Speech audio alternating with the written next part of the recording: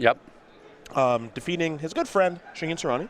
Sheen, of course, playing Esper, because why wouldn't he be? But Jim's BALT Company deck, if I had to pick a deck that I think is really good so far this weekend, we've seen quite a few different things, this might be number one. Sure. A lot of good cards. And they work individually. They come together to be even better.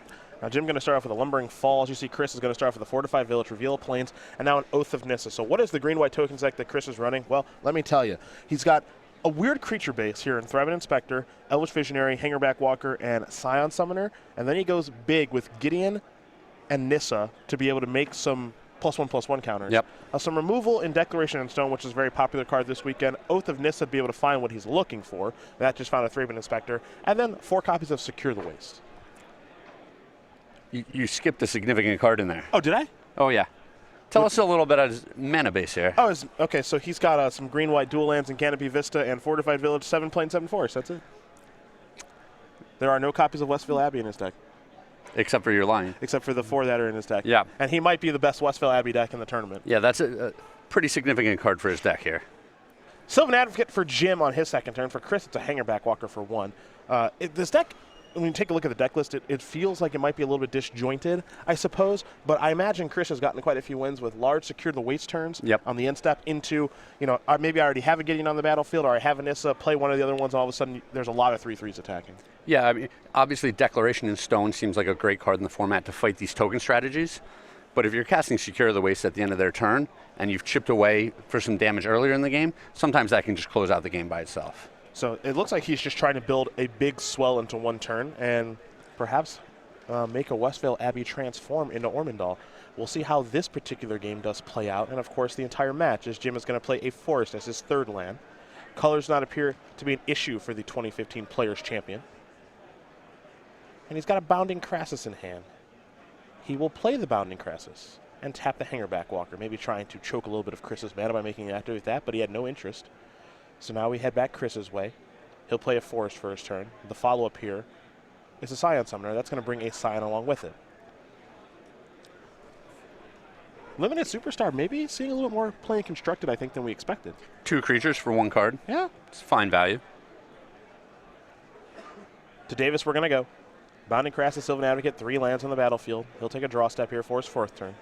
And interestingly enough, Jim chose not to attack last turn with a Sylvan Advocate. I was a little bit surprised by that. That was a conscious decision, obviously. Yeah, there must be a reason that he didn't want the Thopter token to end up on the board. His deck is a little bit soft to flyers. I will say that. But I was surprised not to see an attack there at all. Now he's attacking. And it appears as though Chris is just immediately taking. He will fall down to 15. And Davis with 4 mana. That's kind of the sweet spot for his deck. He can play some wonky games. Bounding Crassus, Eclectic Company, Ojtai's Command, Jamoka's Command. Yep. He does a nice job of relieving up 4 mana.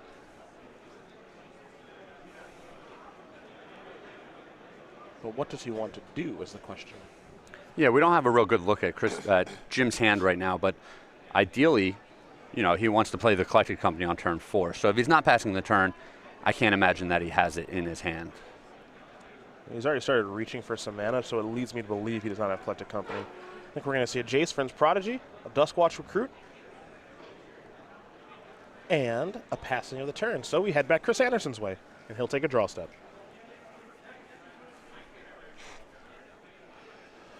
The big question here for Chris is, does he have some of these powerful Planeswalkers? Now, he has a 2-color deck, so mana can be difficult at times, even though he has 8 duels, but Oath of Nissa actually helps him cast those Planeswalkers a lot easier. Oh yeah, he can find the lands that he needs, he can find the creature that he needs, he can find the Planeswalker that he needs. And it allows casting the Planeswalkers to be much easier, obviously. Here's a 3-bit Inspector. It'll bring a clue along with it.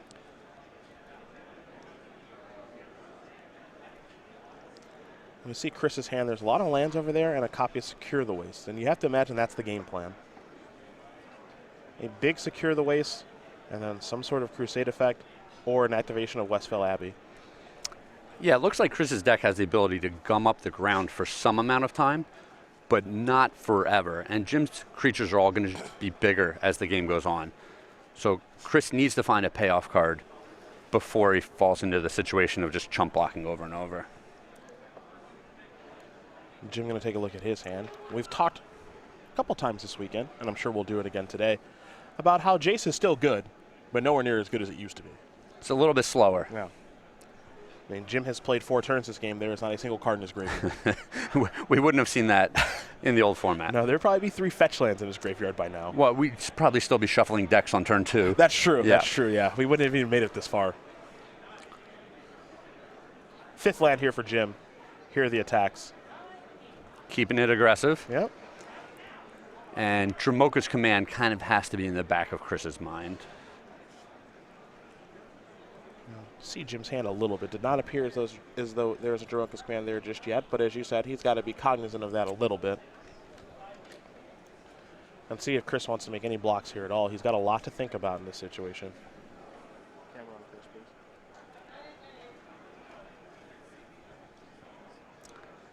And his consideration here, he obviously needs all of these creatures on the board in order to get the maximum value out of Nissa and a Gideon token potentially and Westvale Abbey, but he also wants to make the most favorable trades possible while he can make those trades. So once his life total is super low, his options become much more limited. A pretty big block there on the Sylvan Advocate. I like this block. Okay. Killing the Advocate before it grows is dealing with it before it's obviously a bigger problem. And not only is that a bigger problem, but if the Advocate hangs around and becomes a 4/5, that Lumbering falls as a 5/5 then. You've got some real issues. Yeah, Jim sees a lot of benefits out of the Sylvan Advocate. So Jim gets to deal 2 damage somewhere. He's going to order these blockers accordingly. And it looks like he wants a Silent Summoner first. Among other things. Ah, right. That's a magic card. Okay. That's a good one. Yeah, Archangel Avacyn. Right. So block however you want. Doesn't really matter. Here's an activation of a clue. Chris will draw a card. Now, Silent Summoner is going to die. Sylvan Advocate clearly will not, because Archangel Avacyn is a very powerful magic card. Average. Yeah, average, right. As we said yesterday, it probably should be an uncommon. Oh, Sarah Angel is an uncommon, right? I think we're going to see Chris level up the old Hangerback Walker here in just a moment. Yep. A difficult spot here for Andersen. It looks like these two are communicating a little bit on the board state here, clearing things up a touch. There's your activation for Hangerback Walker. And now Andersen will untap very quickly and take a draw. Again, secure the waste in hand, and it looks like quite a few lands. Hangerback Walker is the draw. Yeah, it seemed like the Hangerback Walker and now a second Hangerback Walker would help really gum up this ground and give him a whole lot of time. But with Avacyn hitting the board on Jim's side, it's a significant clock. Chris is only at 8 life, 2 swings from that, and he'll be dead. Yeah, the thing about Avacyn, and there are a lot of things to talk about with this card, but it's just, it ruins the opponent in combat most times. You know, Chris's block last turn made a lot of sense. Want to get Advocate off the battlefield, and Avacyn immediately invalidated that. And now it's difficult for Chris to even attack because there's just the 4/4 flyer on the battlefield. Sure. And Jim just gets to kind of free roll his attacks and just say, yeah, you know, it's got vigilance and you have no flying blockers, so this is kind of easy mode. And there's not a lot that Chris can do about it. Well, and with it being a flyer, an evasion creature, it's not going to run into those Hangerback Walkers. It's just coming over the top. An activation of Jace there by Jim. Fortified Village will go to the graveyard. Davis will untap. He'll take a draw step here. Picked up another copy of Jace. If he wanted land number 6, he could have had it there with the Fortified Village for the Sylvan Advocate. But he elected not to.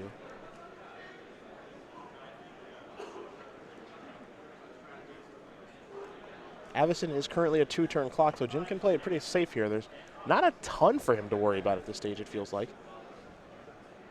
Sure, he might, excuse me, he might be interested in keeping the pressure on just in case the Avacyn leaves the board.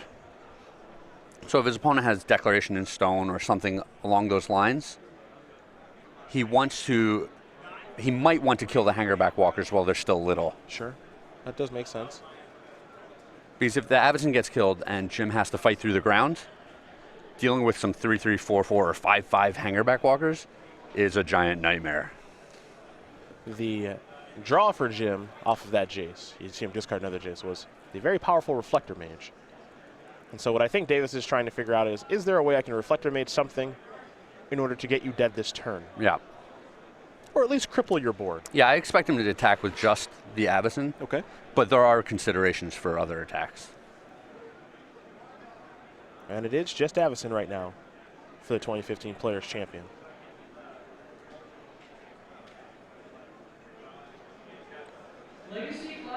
Andersen will fall down to 4.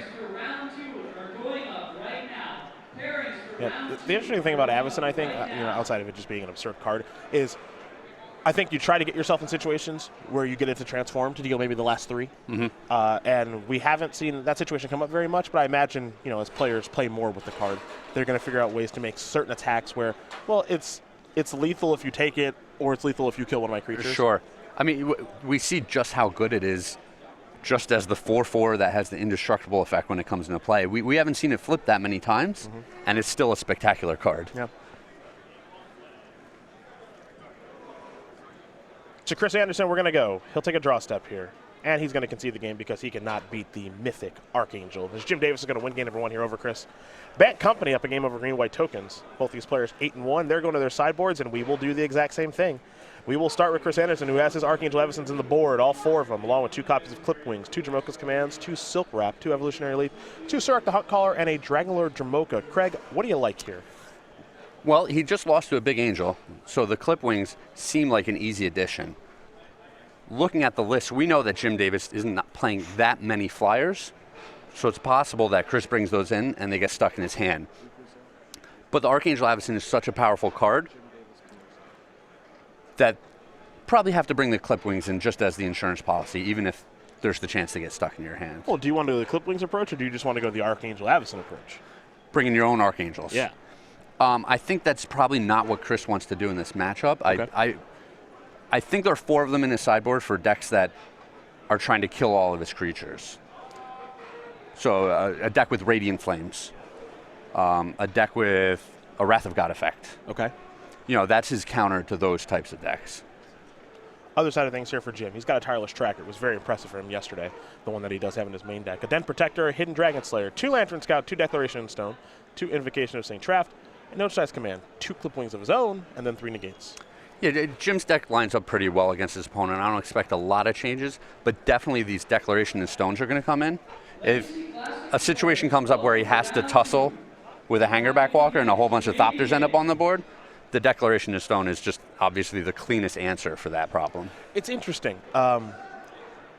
Declaration in Stone is a card that's going to see a lot of play. Yes. We've already seen it see a lot of play. It's a card that potentially we might see people go out of their way to splash because it's pretty easy to do so, and it's a cheap spell. It's starting to invalidate quite a few cards, it feels like. Yes.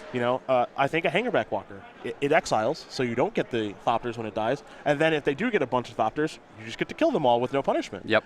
It seems like this is the kind of card that's going to have a huge impact on this format. Yeah, and at 2 mana, it's just super efficient. It's a card I expect to see a lot of play between both these 2 players and across this format. So they're going to shuffle up, get ready for game number 2. We are going to take a moment to talk about the StarCityGames.com weekly sale that is taking place. It ends tomorrow at 10:59 a.m. East Coast time. So make sure you do go over to StarCityGames.com and find out what moderately played foils you can get 25% off of. Now, there is a Johnny Vengeance, there's Temple Garden, there's Cryptic Command, and Terminus. But what are you looking for the wife to get you? Is there a particular foil that's on the wish list? I need a few foil fetch lands to round out my Legacy deck. Ah, okay. So, the Polluted Delta is probably right into my wheelhouse. Perfect. 25% off a moderately played one of those? Sure. That sounds good to me. So I know Jazz... 4 moderately played. Oh, I thought you just needed 1. Yeah, I mean, when I say finish foiling out my Legacy, I mean start foiling out my Legacy deck. Understood. So. Well, StarCityGames.com is the place to go for that. And thanks, honey. Yeah. As Jim does finish shuffling, we will learn a little bit more about our 2015 Players Champion. That is Jim Davis. He is 31 years old from Long Island, New York. 9 open top 8s with 1 W last year in Indianapolis, 2 invitational top 8s, and of course he is our 2015 Players Champion. In addition to teaching, he is a local DJ. Yep, Spin Dr. Jim. Yeah, it's actually DJ JD. See, because that just makes way more sense than Spin Dr. Jim. And he loves hockey. He was the captain of his roller hockey team. I'm so deflated after You went with that. Spin Dr. Jim instead of the most obvious one, which also just makes the most sense. It was too obvious. You do whatever you want, man. You All do right. whatever you want. We're gonna I'll get ready keep to watch. trying. We're gonna get ready to watch game number 2 here in just a second. It looks like Jim is gonna be going down to 6, I believe. Yes, he is. All right, we'll see if Jim decided to bring these negates in against his opponent as well. You mean Spin Dr. Jim? Yes. If Spin Dr. Jim decided to bring in the gate. See, normally I'm the one who has to take the blows in the booth. Sure. Okay, you deliver quite a few punches to me. I'm getting it in while I can. I don't know what you're talking about, Yeah. one. And two, maybe I'm one of those rare individuals that can give it and not take it. Oh, you're one of those. Okay, gotcha. Well, this is going to be a rough couple of minutes for you then. Here's an Oath of Nissa for Chris. He'll take a look at the top couple of cards. Going to take one with him. I regret everything. Yeah, it's a Gideon here for Mr. Andersen. To Jim Davis we go. He will play a fortified village. It'll enter the battlefield tapped, and we head over Chris Andersen's way. All right, so we saw him get one of his payoff cards. Yeah, now, this time. Yeah, now he's got to get on the board quick. Yeah, there's a good start here with Hangerback Walker. He is on the play this game. He's got to get a decent setup going and then execute his game plan. An island into a Sylvan Advocate here for Jim. And we head back Chris Andersen's way. He'll draw a card. Looks like another Gideon. This is an Elvish Visionary. That'll allow Andersen to draw a card. Elvish Visionary, a card Chris is very familiar with given his Elves days in Legacy. He'll play a Plains and simply pass the turn back with Hangerback Walker's activation at the ready. To Davis will go. He'll untap those 2 lands, take his 3rd turn of the game.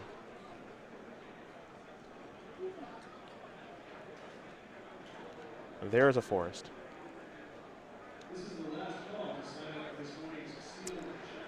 And any of Jim's 3 drops would be good right now, but Reflector Mage is always just the absolute blowout on turn 3. It's never bad. Yeah. Double block.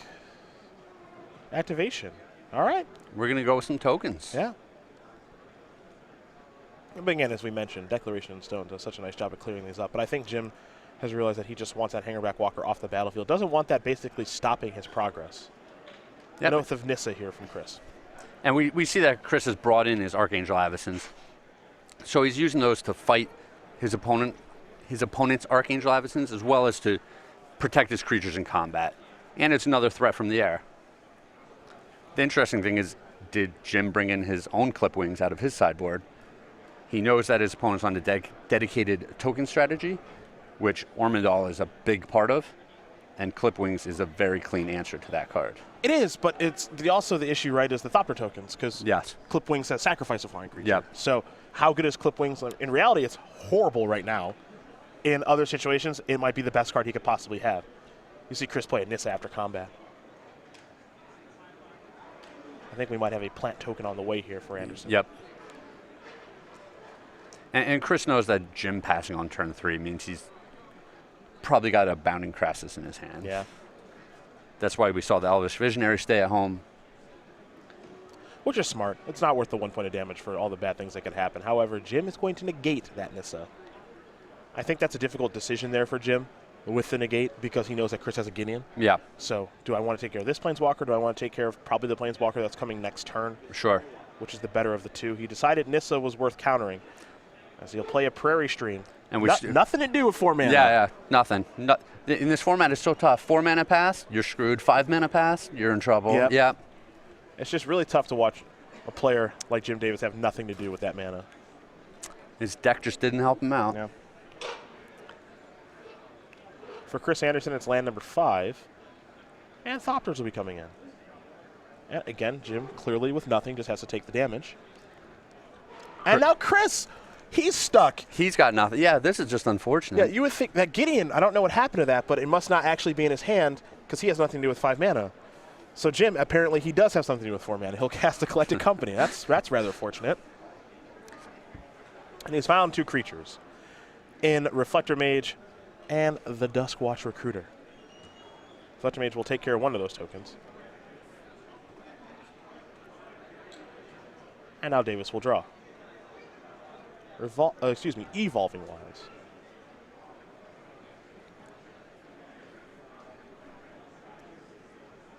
team, I think, is in a little bit of trouble this game. He hasn't come out super quick this game, but it's certainly not out of hand yet. I think it might be in just a moment. We know that Andersen's coming down on the board. Do we? We speculate that Andersen's coming down on the board. Are you sure? But, I mean, if Jim draws his own Andersen, he's right back in it. Yeah. You know, he gets to eat the opponent's Andersen. The Andersen wars are going to be really interesting. Well, that doesn't necessarily happen. Chris does have that Gideon in his hand. That's true. And he can just token up and give himself insurance against an opposing Andersen. That's very true. Oh, boy. It's going to feel him out. Yeah.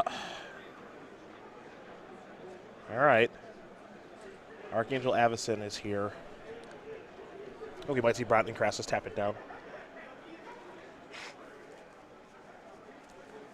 And with Jim, with not a whole lot of good plays, making the best out of a bad situation. Yeah, that's what it feels like, right? He's able to push at least a little bit of damage through. Yep. He's going to get 2 points in here. Now there's a quick block there from Chris. Elvish Visionary, of course, is indestructible right now. There's a planes from Jim, and he'll pass the turn back over to Chris. Chris will untap those 5 lands pretty quick.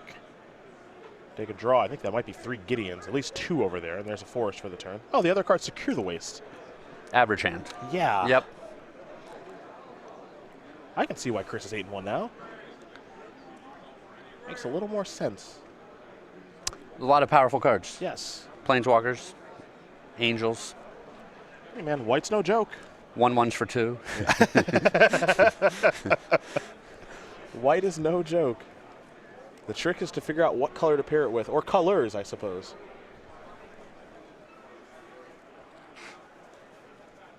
The beatdown's in the air from Andersen. It's 5 points being dealt. Yeah, and this clock is no joke. 5 points a turn, especially when we know the Gideons are looming. Yeah.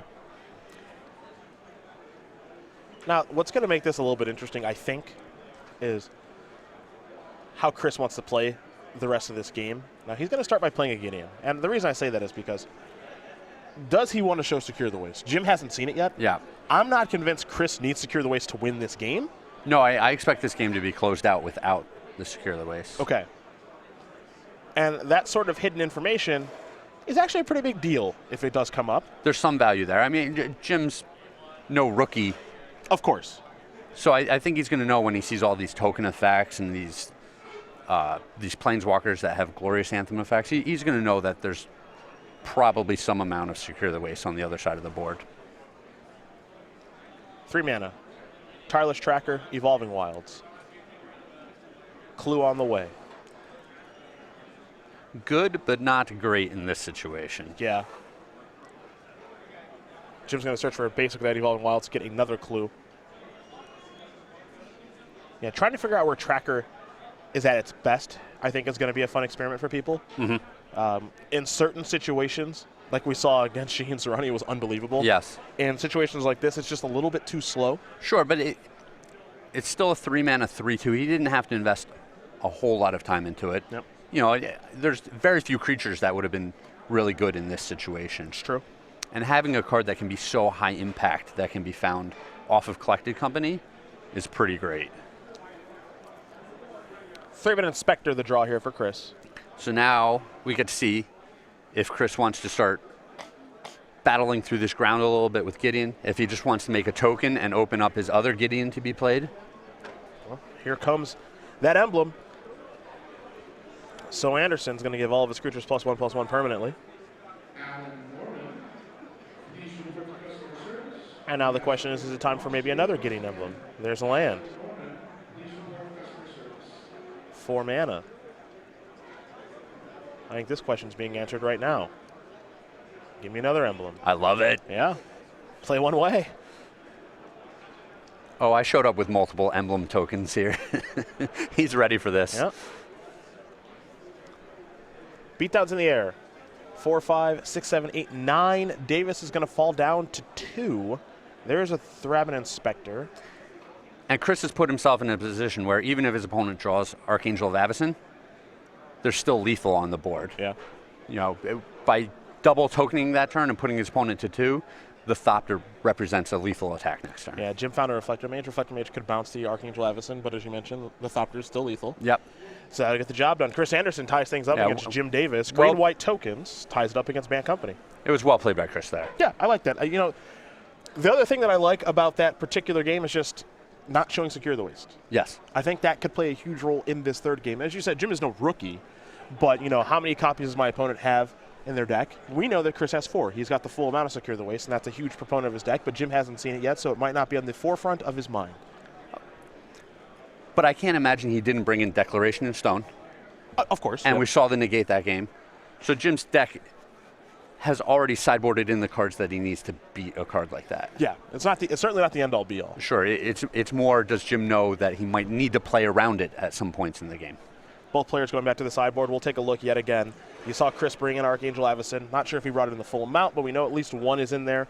Clip Wings here in both players' sideboards. They both have access to Jamoka's Command and Declarations in Stone. Not sure much changes player draw here. I wouldn't think a whole lot would.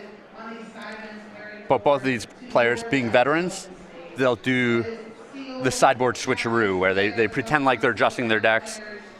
It'll look like they're changing things even if they're not, just to keep their opponents on their toes. Well, it'll be Jim Davis on the play here for game number 3. And in the meantime, we will learn a little bit more about the StarCityGames.com newsletter. It is your source for Magic the Gathering news. You can find Jim Davis in there, Chris Andersen, and a bevy of other very talented magicians and writers. You can also get the latest on the SCG Tour, watch the SCG Tour match of the week, receive exclusive deck lists and advice, catch up on all the event results, and read an exclusive cardboard crack comic. Best of all, it is free to sign up for. Go to StarCityGames.com/newsletter to sign up for free today. Wow, that's a big cost. Yeah, I know. $0. It's approximately $0. Chris Andersen, the team captain of Team Lotus. He is 8-1 this weekend.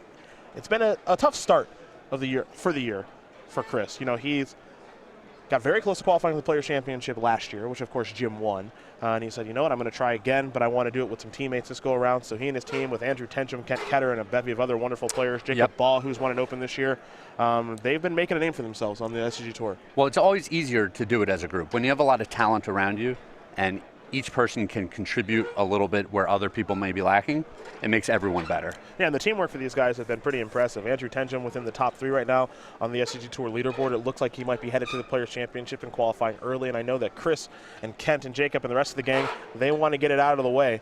The 26-year-old from Minneapolis, Indiana, with 17 Open top 8s. That's a lot of those. 1 Open win. I know he wants to add more to that resume. I'll get him one of these days with the top 8s. You're going to catch him down? Yeah.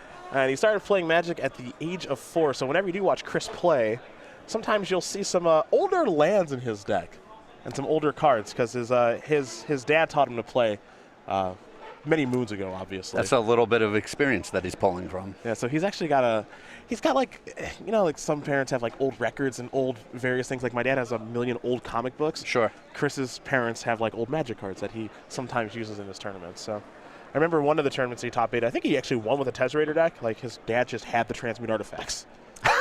So he just didn't have to worry about that. Yeah, it's always a good problem to have. Yeah, most people are like, man, I want to play this deck, but I'd have to track down 4 Transmute artifacts or whatever. Yo, Pops, can I use these? Yeah. Yeah, that's fine. Looks like Davis is going to keep, as is Andersen. We're underway. Evolving Wilds is where Jim will start.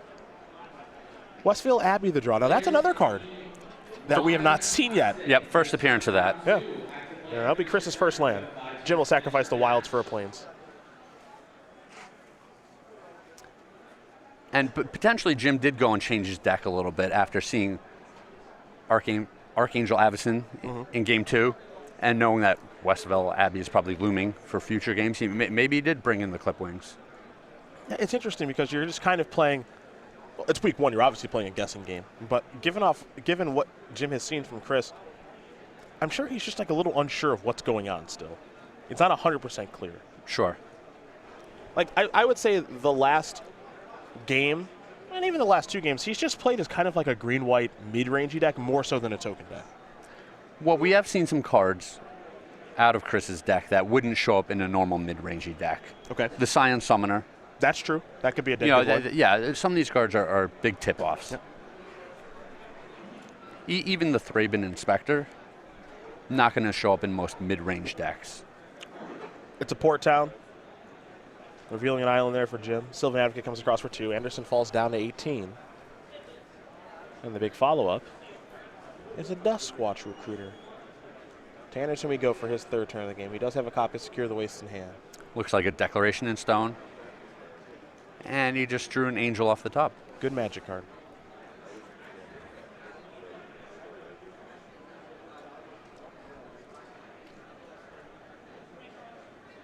The Visionary will allow Andersen to draw another card, a Forest. He'll play a Forest. And he'll just simply pass the turn back. Davis will untap, time for him to draw. Chris is setting up here. He's got a couple of creatures, a lot of cards still in his hand. The question is, can Jim start putting a lot of pressure on him to where Chris's expensive, slower payoff cards are too slow? Davis does have a negate in hand. For now, he'll just attack with a Sylvan Advocate. He'll pass the turn back and wants to transform the Duskwatch Recruit. And go ahead. Yep, he'll get to do it. Yeah, now, one of the interactions that just jumped in my head I didn't realize before is that if you transform this with 4 mana available. Angel a turn sooner. Yeah, that's a thing. That could happen right now. Not sure if Jim has the Angel in his hand or not, but that's a pretty sweet interaction for green-white decks. That seems pretty good. Somewhat powerful, maybe? Yeah. Plains for Chris.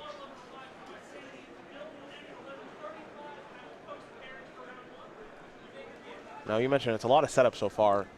Now it's time to find the payoffs. Yeah, well, and Chris is probably thinking, if my opponent casts Archangel Avacyn this turn, what's my path to victory? How do I defend against that? If he casts Collected Company this turn, what am I going to do about that? Yeah. You know? This is just where Jim's deck is so powerful. 4 mana available, and especially with Archangel being in the equation right now. Chris hasn't seen Ochitai's Command. That could be an issue. Bounding Crassus is still on the table. All right, there's a Declaration in Stone. Yeah, Chris is going to go double spell here. This might not have been his play if the Werewolf hadn't flipped, but the benefits here is that he gets to flip it back. Also a thing to keep in mind, checking Jim's mana. Yeah, he has enough mana to actually go Bounding Crassus and a Gate, because Crassus only costs 2 right now. Yeah. So that's pretty sick. I would think if he has the Archangel Avacyn, he just wants to get it on the board and start pressuring his opponent, especially after his opponent has just played his removal spell and Declaration in Stone. It's that much less likely that Chris has another card to deal with the Angel when it comes down. Jim going to go with Crassus, tap down the Elvis Visionary, and crack the clue. Okay, so he's a little bit cagey here if he has the Angel. Picked up a copy of Jace. 2 spells will mean that will have to transform back. Yep. Declaration of Stone, Elvish Visionary. People have to get used to that again. Yes. You know, we haven't been in Innistrad for a handful of years. Yeah, it's been a while since we've just flipped our cards back and forth and back and forth.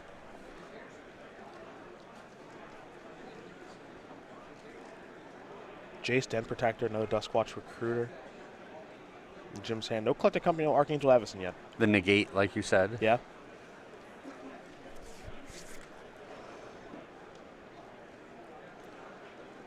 Kind of a difficult turn here for Davis, just in the fact that how does he want to kind of plot out this game? Sure, yeah. What are the threats that he wants to get on the board? Yeah. You know, does he want to go Duskwatch Recruiter here? Does he want to get Jace on the board? Does he want to leave negate up? No spell, no activation, just a transformation. Does he want to transform his werewolf? Yeah. He's got so many different ways he can go and so many different cards he can bluff. Yes.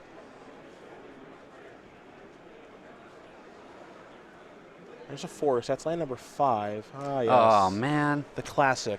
Just flooded out again. Yeah. Tough. Just bad luck. And it looks like Jim does have an Archangel in his hand. Yeah, he does. But he's thinking, if my opponent has an Archangel, mine's just going to run into his when his is indestructible. Yep. Not the situation you want to be in. Yep. These are the Archangel Wars.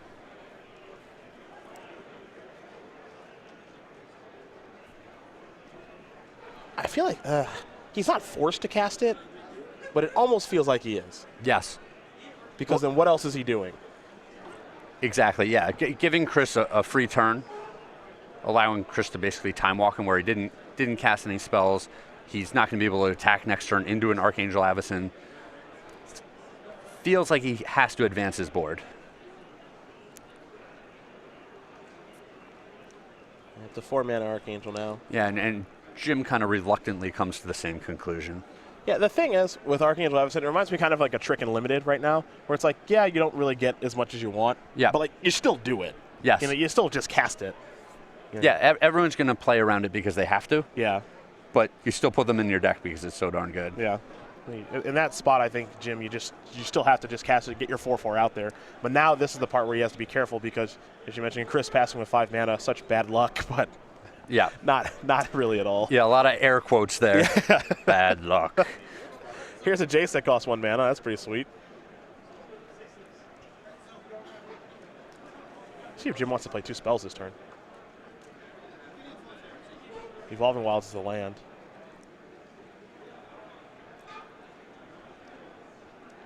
Yeah, I'd be shocked if he's willing to attack.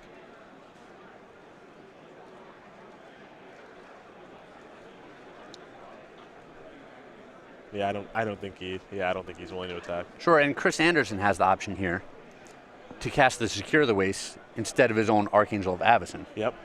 which will still give him his Archangel insurance policy for later in the game. Okay. So there's Archangel. But he had seen negate previously, so he might not want to just run the Secure the Waste into the open negate. Yeah. Very true. A lot of interesting back and forth here. There's a land. So now Chris can start activating Westville Abbey Yep. to make human clerics and also just activate the thing. Now here's a Declaration in Stone. Not bad. All right, now one thing I wanted to check with this. All other creatures, it's controller controls. Correct. Yep. Doesn't have Bioblight Syndrome. Nope. They decided to make this card that good. Yeah, they sure did. Yeah, you can't accidentally collateral damage yourself. No. Yeah, I think this is worth negating if you're Jim, and he will. Yep. Wants to keep his Archangel. Oh, yeah, I love this. If this is an attack, Yep. this is awesome. Yep.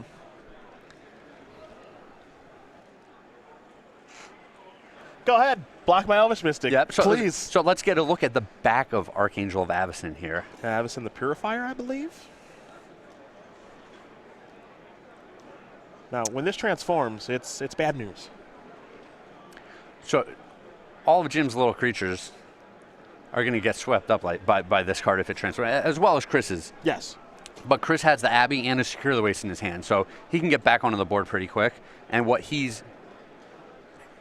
might lose is much less significant than what Jim stands to lose in this situation. The other thing, too, right, is that this is preventing Jim from attacking in any profitable way. Yep. Is what it feels like. You know, maybe Archangels run into each other. Yes, they can offer that trade, but Jim has to be careful about getting in on the ground. Here's a Jace activation. Perhaps. All right, that resolves. Plains a draw. And the discard here for Davis is Dead Plains. And we see the Den Protector in Jim's hand. That'll make him more inclined to trade Avacyns because he can rebuy his. Reasonable. But is that what he wants to rebuy? Not necessarily, but it's certainly high on the list. I think in this spot, more than anything, Jim just wants to get Chris's Avacyn off the battlefield. Chris is not going to bite. He says, I'll take the 4 because I like having my Avacyn here. Canopy Vista there for Jim. Den Protector, it looks like might be morphed, and it is. It only costs 2 because of the Commonwealth Horde. Yep. Which is a pretty big deal. And Secure the Waste. This may be in response to the morph. Perhaps. No, it's not.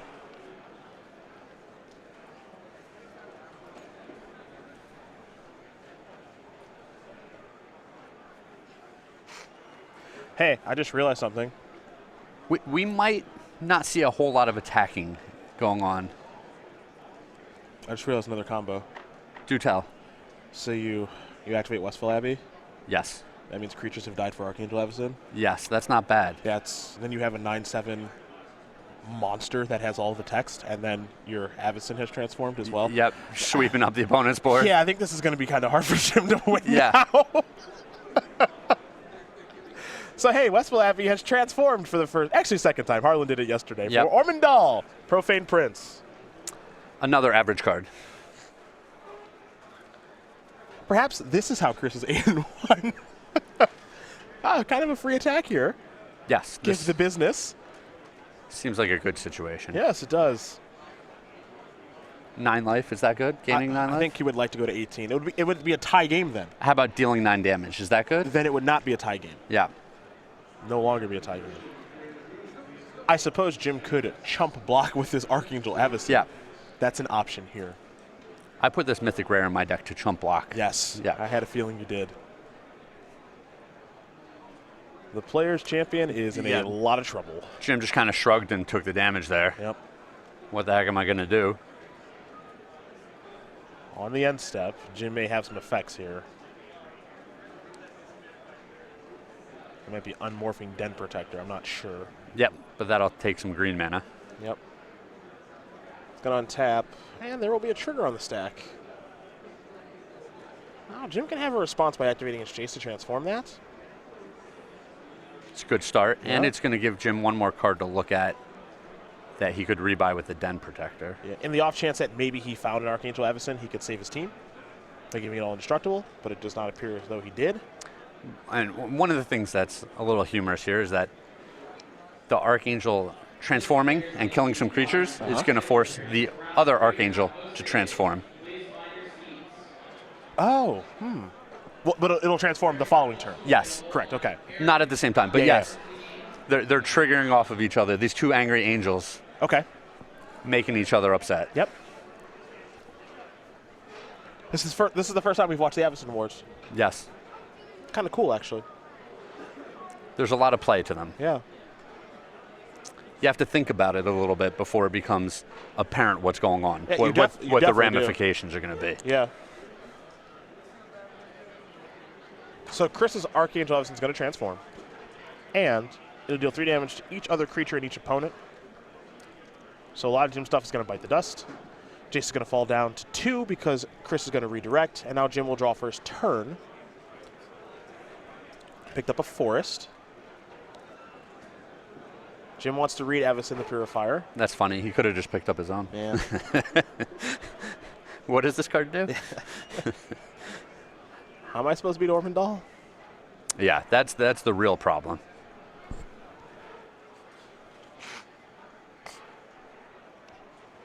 We said kind of going in that Chris's deck might be the best Ormondal deck that we've seen so far this weekend. It was trivial for him to turn on. Very easy. Yes. Well, and you were commenting that the Archangel Andersens that are sitting in his sideboard, why? Yeah, that was the thing. When we looked at the deck list before we went live, I was like, oh, this is just a weird card on your sideboard. What matchup do you want this for besides all of them? Yeah. Basically, because the card is so good. Yeah, it seems like it's going to come in against the creature matchups. When you get to transform it, you blow up their side of the board. If they're trying to attack you aggressively, it's a great card to come down, give your creatures indestructible and make good blocks. It's a threat all by itself. It just does everything. Yeah. To me, this is kind of like week 1 syndrome. Well, everyone's deck is just not going to be built correctly. Sure. You know, everyone's just guessing like we are kind of here in the booth. Yeah, we'll see a lot of people that are close, and maybe something like these 4 Archangels moving into the main deck is going to be the right move. Yeah. There's a Declaration in Stone to kill Andersen the Purifier, and that is going to do it. Chris Anderson's going to win this match over Jim Davis, 2-1. Green-white tokens will take care of Bant Company, and that shows off the power of both Westville Abbey and Archangel Andersen. Yeah, they got the job done. They certainly did. And